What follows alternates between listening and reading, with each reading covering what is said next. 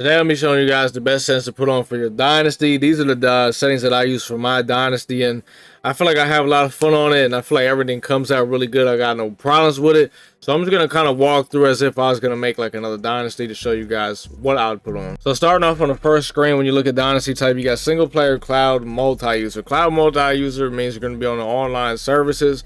So if you want to use team builder, if you want to like play online with your friends and stuff with this dynasty, you would have to use cloud multi-user. If you have no plans on using team builder or play online with anybody, just pick offline single player and do it like that. Most of my dynasties that I have, I do involve me using team builder. So for most of them, I pick cloud multi-user. For this one, I'm gonna pick cloud multi-user just so I can show some stuff off with the team builder and all that. I also always hit the default roster, because every time I hit active roster, for some reason the game just never loads this screen at all. It always just like crashes. The first thing we'll look at in here, we're going to look at dynasty settings. So for skill level, I do play on Heisman, and I've heard a lot of people say like they don't like playing on Heisman because it's too hard and all this stuff. And to me, I'll be honest, I don't think it's too hard. I feel like it definitely gives you a challenge, because that's kind of what it's supposed to do. And I feel like if you're not challenging yourself with this, and I don't really know why you want to play this. I mean, like, I feel like it's either you play on Heisman, you play on freshman, you want to beat up the AI.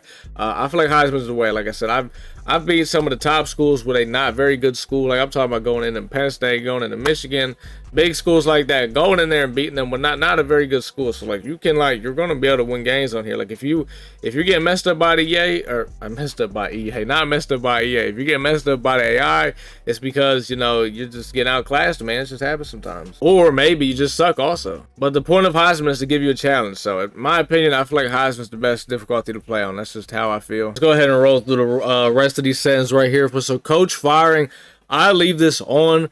When you first like make your coach and stuff, you sign a little contract, it'll say what your first goal is. Like let's say you pick like a really shit team, it might say like you only got to get 4 wins. Or if you're like an intermediate team, it might say get 7 wins. If you're like a little better team, it might say win a bowl game or something like that. And if you don't start living up to those expectations on your contract that you signed for, by the end of it, they can pretty much fire you if you leave that on, or you can just turn it off and never have to worry about that. I leave it on because it's always kind of, make sure you're always on your P's and Q's because if you're not, you're gone. Coach XP speed setting, I actually leave this on normal because I feel like you level up. I feel like you level up pretty fast, especially once you get to like the end of the season and you go like into the off season. I don't know if it's a glitch, but there was like one time I was going in from year 1 to year 2, and that off season I got like 25 levels or something like that. I don't know if it was a glitch or what, and we didn't even have a good season. I think we went like 5 and 7, and I got like 5 levels or something like that. It was crazy. I don't know why, but the point I'm making is I feel like if you're winning games, and even if you're not, like I said, I went 5 and 7, I got all that XP, so I feel like the XP sliders are fine where they're at. I would leave them in normal. I don't think there's any need to test them. Player edit permission, you can leave this on commissioner only. Unless you're playing with if you're playing with friends, and you could probably put this on any player if you want them to edit their teams and stuff. But if not, you just want you to be able to edit the players and all that stuff, and just leave it on commissioner only. And also, you can only edit, I'm pretty sure, generated players. I don't think you can edit like actual college, like real life college players. I think it's only generated players. I could be wrong, but I've only been able to do it with generated guys, so I'm not really too sure on that. Injuries, I leave these on. For the most part, I feel like there's not too many injuries on here. Like I don't think I've had a guy like legit have to miss the next game because of injury. I don't think. Like he might get hurt during the game or like have some crazy wear and tear, but I feel like it's not too crazy with that. Same thing with wear and tear. I leave this on. You know what I mean? If I can understand why some people want to take this off, because sometimes it might get a little annoying, but I leave it on because I don't think it's, I don't know. I don't hate it. Play call cooldown and play call limit, I have both of these off. I actually use custom playbooks that I've just recently made for my dynasties, and I think I'm gonna drop a little video talking about some of those. I got 3. It's a custom Charlotte playbook, custom Alabama playbook, and a custom Virginia Tech playbook. So I might show you guys those here this weekend, but it's got like a bunch of different plays. It's got like 50-some plays in it for like the offense and stuff. For the defense, I pretty much just run 3-4, but so I mean, you can put a play call limit on, but I only thing I don't like about it is like it's cool for like offense, I guess. So you got to run different stuff on offense, but defense it kind of sucks because like depending on what you run, it might really limit to what you want to call on defense. So I would leave it off and just find a playbook you really like, or make a playbook you want, just put a bunch of stuff in there. For the quarter length, I actually go with 4-minute quarters. 4-minute quarters with no accelerated accelerated clock, these games could usually last me from like 30 minutes to like 35 minutes, because you guys know, like, there's so many times the clock is stopping in college football.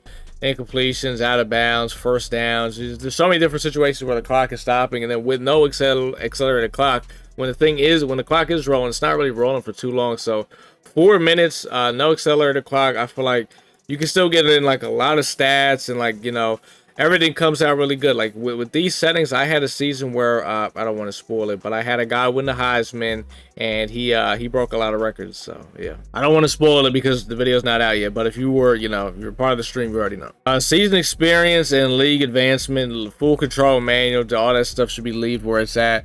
For team settings, you always want to make sure that you don't, I don't think you should ever put on auto recruiting. I don't think you should ever put on any auto progression stuff. I think that you should, you know, do it yourself, especially like recruiting. I feel like you should want to go get the recruit yourself, because, you know, I feel like that's a big part of the game is, you know, recruiting guys and all that stuff. It's actually kind of fun.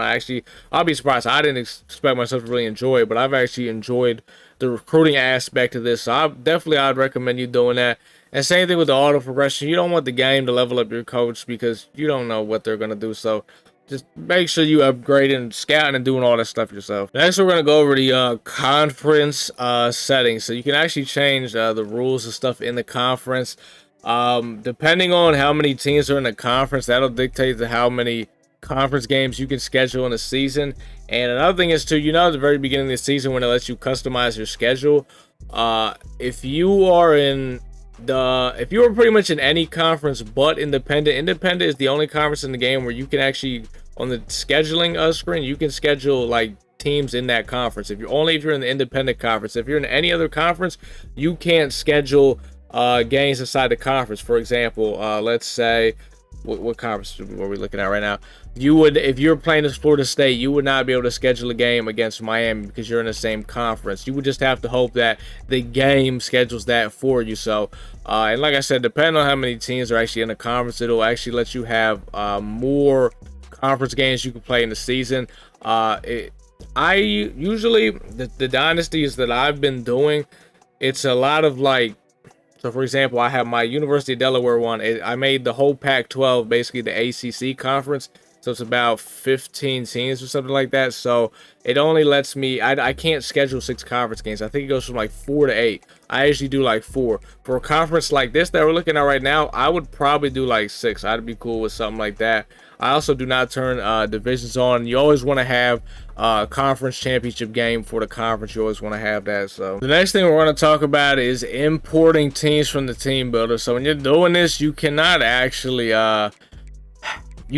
like add them as like a completely new team. So for example, let's say I wanted to add DSU, Delaware State, right? I can't just add them as a completely whole new team. So I think there's 158 schools in the game. There will always have to be 158 schools. Essentially, you're just overwriting a school, but it does give you the option if you want to use the team builder roster you have, or if you want to keep the roster of the team that you're replacing. So that is something there. So you always got to kind of keep that in mind. So if I know that I'm gonna use the team builder roster for my team builder team, usually I try to just get rid of a school that I don't really care about, and I also try to have them, there's stars that are similar, like with this school. Like for example, you got West Virginia's almost a 4-star school. They're about 3.5. So you like, let's say like DSU, I'll be honest with them, we're looking for a 1-star school, and I would try to, you know, kind of align it up with something like that. You know what I mean? The very last setting we're going to talk about is actually in when you're creating your coach. So when you're finally making your coach, you've picked your team, you've picked all the stuff you want to do.